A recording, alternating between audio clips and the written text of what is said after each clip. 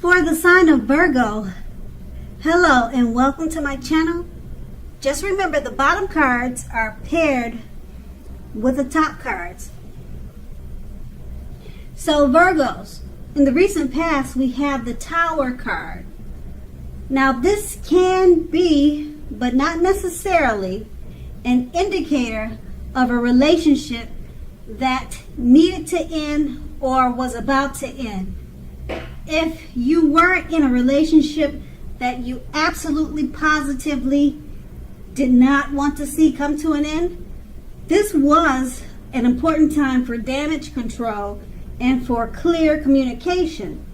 You needed to find out how your partner was doing and how they were feeling. Also, you should have made sure not to make any assumptions. Find out for sure. And the Tower card is paired with the Eight of Swords. Now, when it comes to love, this card points to a need to seriously reevaluate a relationship. You may have been sticking with someone that was actually not good for you. You probably figured it's better than nothing. If that was the case, you needed to rethink your thoughts, because we all know that being in an unhealthy relationship is much worse than being alone.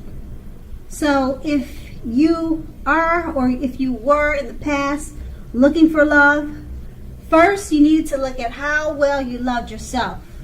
Someone else would not be able to come along and fix you. You needed to start where you were, or start working on you. And that would have been in the recent past. Now we move on to the present. We have the Queen of Wands. So the Queen of Wands, it can refer to a woman who has a lot of fire energy about her. She could be an Aries, Leo, Sagittarius. But it does not have to be. She could be other signs. But this card stands for those signs. So when we're not referring to an actual person, this card will stand for getting a lot accomplished. And often the focus is on work, career, but it could be relationships, friendships, family, but it's more so towards work. The Queen is a positive, uplifting energy. Now, if this does stand for actual female woman in your life, she's your good friend. She's your best friend. She's 100% on your side, even though she could probably seem sort of self-absorbed. If you are trying to conceive at this time, and this card appears in a reading, it's one of the most positive signs that there can be. Okay, and then that's with the Queen of Wands. And we move on to the Seven of Swords. Okay, so the Seven of Swords.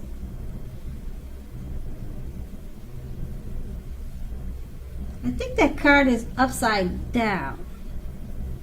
But I hope you could make it out. But I'll explain it to you. So sorry about that.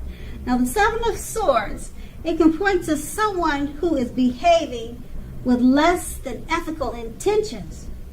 Someone's not doing the right thing by you or in regards to you, or you could be doing that to them. Now, it sometimes could mean that they're prying into your life, or prying into someone's life where they don't belong. This could be you or someone else. Now, if you sense that someone is spying on you, then you're probably right. Also, if you are tempted to dig through someone else's life, go through someone's garbage, unless it's that of your children, your kids, or a child that has given you cause for concern, you need to resist that impulse, because we all know that everyone deserves privacy. Okay, and then that is the present. And with these two cards paired together, the Queen of Wands, it's about a female, a woman in your life, or she's about to come into your life. She's very fiery. She makes a very, very good friend. It stands for a woman in your life. It could be your mother, it could be your sister, your best friend, or it could be someone coming into your life. And she's there for you 100%. And it's paired with the Seven of Swords. Now, because the Seven of Swords is about behaving with less than ethical intentions, or prying into someone's life, I'm not sure if this female is such a positive energy, she wouldn't be doing that to you. So maybe you're suspicious and you'll be doing that to her. Now, a lot of people think good things just don't happen, or they just don't come by that easy. So maybe you'll be spying on her to see if she's really as such as a true blue as she seems. So it just depends on your situation with this female woman. But that's what those two cards are pretty much saying. And that's in the present. Now we move on to the challenge. We have the Justice card. Now this card deals with the ideal of karma and the law of cause and effect. So it's important to remember that not everything you're dealing with is a direct result of your own actions or karma. Just remember that sometimes you'll be called upon to deal with the results of the actions of someone else you care about. And remember that this can sometimes be as difficult and demanding as it is when you're up against something that is completely of your own making. So make sure, don't blame yourself unnecessarily. If you are directly involved in a court case, it is likely to be resolved, at least in a large degree, in your favor. And that's with the Justice card, and it's paired with the Fool card. Now the Fool card is always an indicator of newness in one form or another form, in one way or another way. So in many ways it indicates purity, open-hearted energy, and the innocence of a child. Children are trusting, and trust forms the basis of meaning for this card. Now this is usually considered a positive card, but there are certain things, or maybe one thing in particular, and that would be being that it is important to take time to be sure that you are looking where you're going. You have to make sure you watch your steps. Pay attention to where you're going. Trust yourself to take a step into the unknown. That's one thing.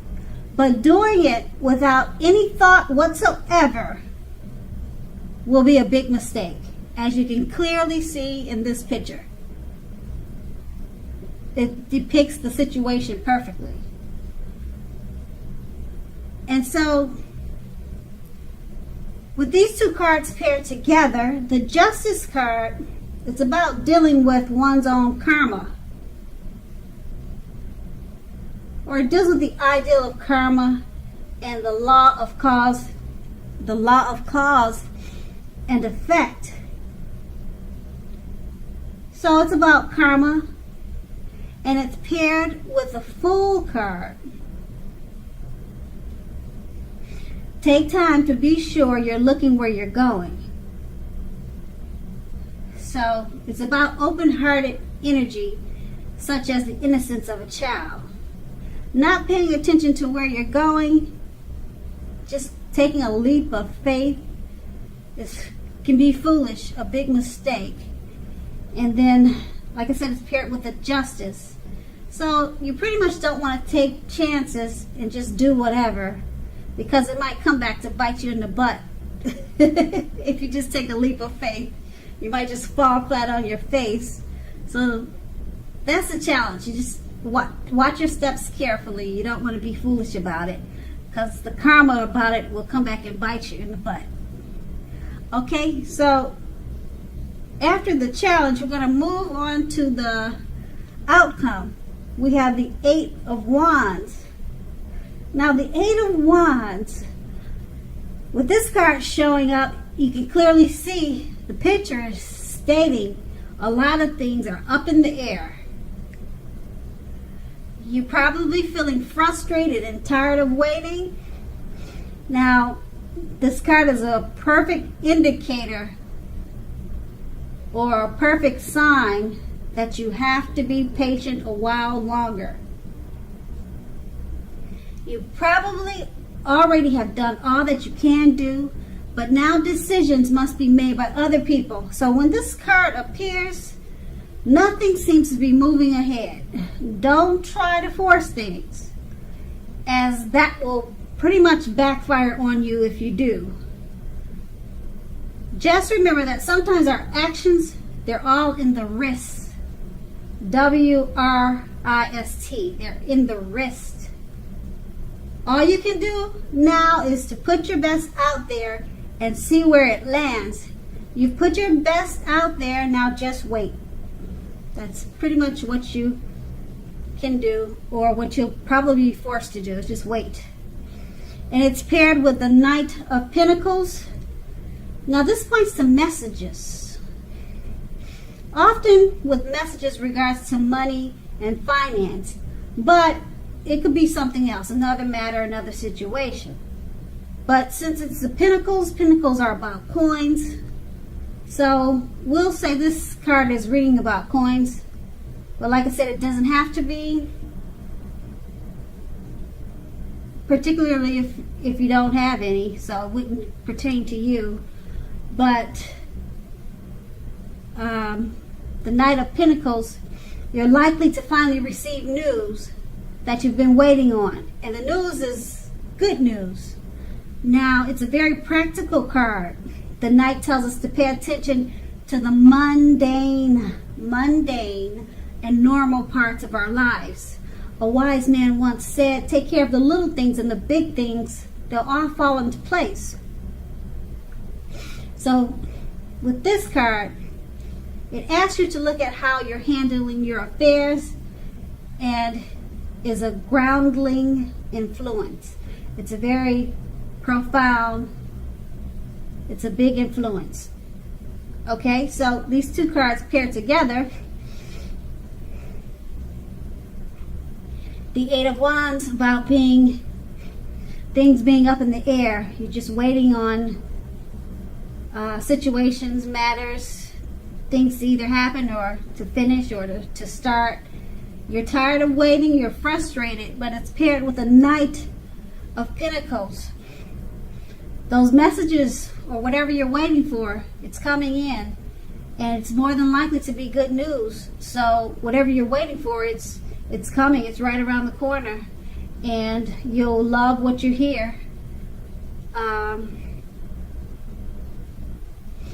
So patience is a virtue, and it looks like it's paying off for you,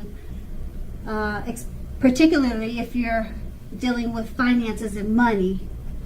Good news is coming towards you with this Knight of Pentacles.